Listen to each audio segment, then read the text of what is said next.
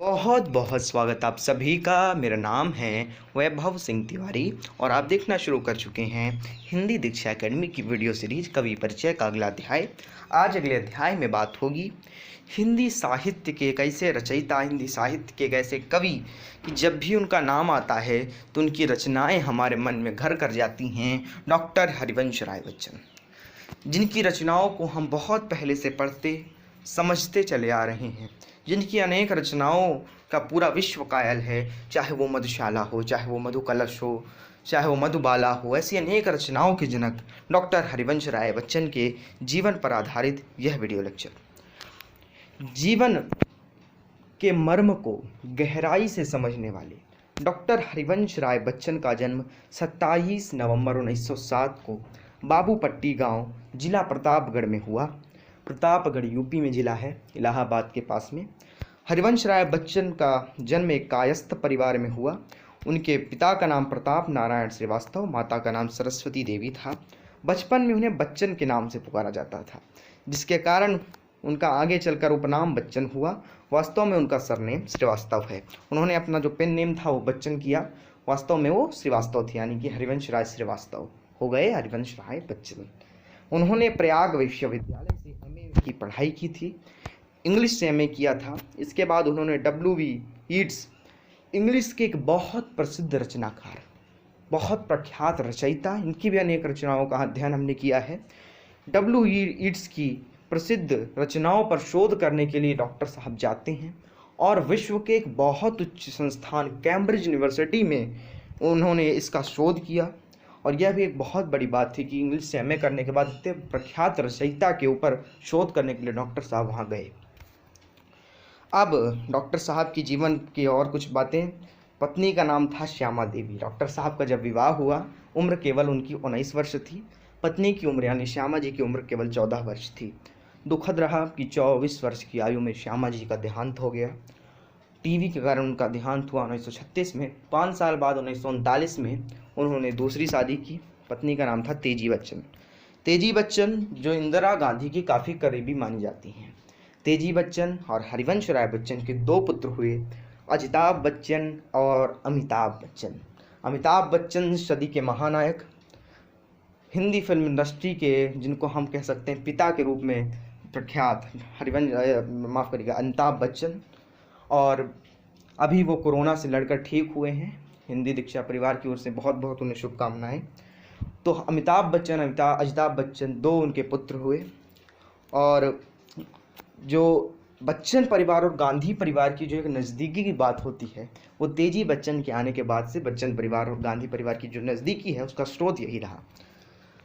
अब बच्चन साहब का कार्य क्षेत्र क्या था, उसकी थोड़ी बातें। बच्चन जी हिंदी भाषा को बहुत ज़्यादा सम्मान देते थे।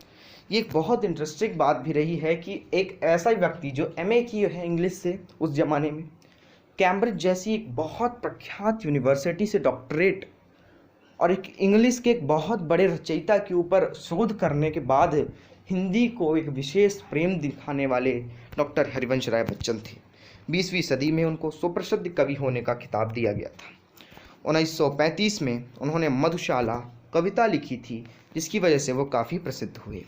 यह कविता आज भी लोगों के मन को मोह लेती है। जैसा कि हमने पहले भी कहा, मधुशाला, मधुबाला, मधुकलश एक ऐसी रचनाएं हैं हरिवंश राय बच्चन साहब की कि जिनके हम एक तरह से बहुत ज़्यादा कायल हैं, और यह उन्हें बता देती है हिंदी साहित्य के एक अलग गौरव के रूप में स्थापित करती है उन्हें।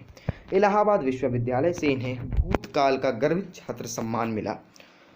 बाद में वो कैम्ब्रिज से इंग्लिश लिटरेचर में डॉक्टरेट करने वाले दूसरे भारतीय भी थे। तो ये भी बहुत बड़ी बात रही कि एक ऐसे दूसरे भारतीय रहे, मतलब उस समय केवल दूसरे नंबर पर आता है इनका नाम कि कैम्ब्रिज से इन्होंने डॉक्टरेट किया है। तो ये बहुत कितनी बड़ी बात होती है कि इतने पढ़े लिखे व्यक्ति रहे डॉक्टर साहब। बच्चन जी ने विदेश मंत्रालय के एक विशेष अधिकारी के रूप में 10 साल काम भी किया। ऑल इंडिया रेडियो में भी अपनी सेवा दी।